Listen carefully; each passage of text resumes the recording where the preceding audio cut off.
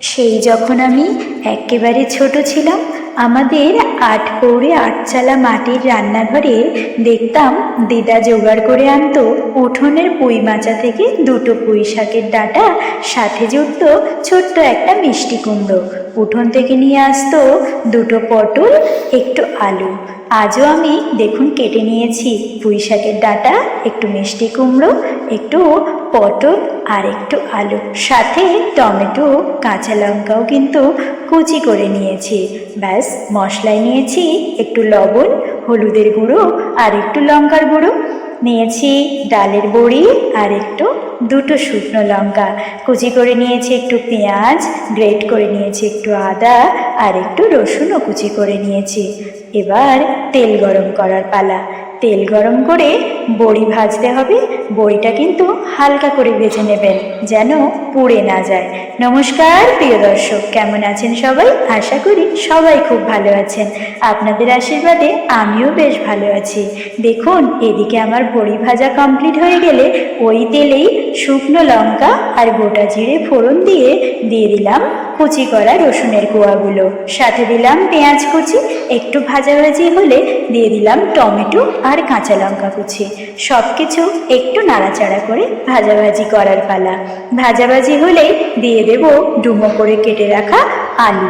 অল্প একটু পরিমাণ লবণ দিয়ে আলুটা বেশ একটু নাড়াচাড়ি করে ভাজাভাজি করে নিতে হবে।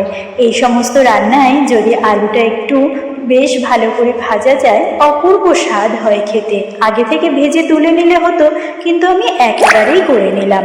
ব্যাস, আলু ভাজাভাজি হয়ে গেলে দিয়ে দিলাম পটল, মিষ্টি কুমড়ো আর পুঁই শাকের ডাঁটা। সব ভালো করে মিশিয়ে নিতে হবে মশলার সাথে।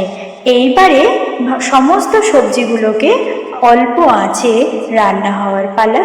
রান্না হতে থাক, আমি বেশ ভালো করে নাড়াচাড়ি করে এদিকে যে লবণ, হলুদ আর লঙ্কার গুঁড়ো নিয়েছিলাম, ওটা একটু জল দিয়ে গুলে নিয়ে সবজির উপর থেকে দিয়ে দিলাম। এই পর্যায়ে কিন্তু বেশি ঘাটাঘাটি একদম করবেন না। গ্রেট করা আদাটা আমি সবজির উপরেই দিলাম। তেলে দিলেও হতো, কিন্তু সবজির উপরে এই আদাটা দিয়ে ঢাকা চাপা দিয়ে সেদ্ধ হতে দিলে আদার একটা অপূর্ব সুন্দর ঘ্রাণ পাওয়া যায় তরকারিতে। এটা তো আমার বেশ লাগে। আপনাদের এই নিরামিষ চচ্চড়িতে কাঁচা আদার এই সুগন্ধ কেমন লাগে আমাকে কিন্তু অবশ্যই জানাবেন। সবজি কিন্তু প্রায় 80% সম্পূর্ণ সেদ্ধ হয়ে এসেছে। এই অবস্থায় ঢাকনা খুলে বেশ ভালো করে একটু কষিয়ে নিতে হবে। আমি দিয়ে দিলাম ভেজে রাখা বড়িগুলো, কারণ বড়িগুলো একটু ভাঙাভাঙি হয়ে গেলে খেতে কিন্তু অপূর্ব স্বাদ লাগবে। এদিকে রান্না হতে থাক, ওদিকে আমি ততক্ষণে ইলেকট্রিক কুকারে একটু জল গরম বসিয়ে দিয়েছি, কারণ আজকের সবজিটা আমি অল্প একটু ঝোল তৈরি করব। কেন কি, ভাত দিয়ে খাবো, ওদিকে রুটি দিয়েও আপনারা খেতে পারেন। আপনারা যে যার পছন্দ মতো কিন্তু জল দেবেন।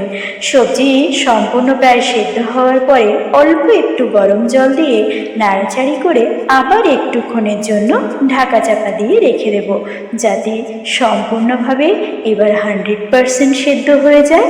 দেখুন, বেশ সেদ্ধ হয়ে এসেছে। আমার মনে হলো আর একটু গরম জল দেওয়া দরকার, তাই দিয়ে ঢাকা চাপা দিয়ে মিনিট 5 সম্পূর্ণ ধিমি আঁচে রান্না করে নিতে হবে। এবার উপর থেকে ছড়িয়ে দিলেন ভাজা জিরের গুঁড়ো। জিরের গুঁড়ো এই তরকারি হয়ে আসার সময় দেওয়াই কিন্তু উপযুক্ত সময়, কারণ আগে থেকে দিলে জিরের গুঁড়োর পর্যাপ্ত স্বাদ পাওয়া যায় না। ব্যাস, 2 মিনিট ফুটে গেলেই আমার কুমড়ো আলুর চচ্চড়ি একদম প্রস্তুত। পুঁই শাক দিয়ে আজ কুমড়ো আলুর চচ্চড়ি রাতের খাওয়া একদম জমে যাবে।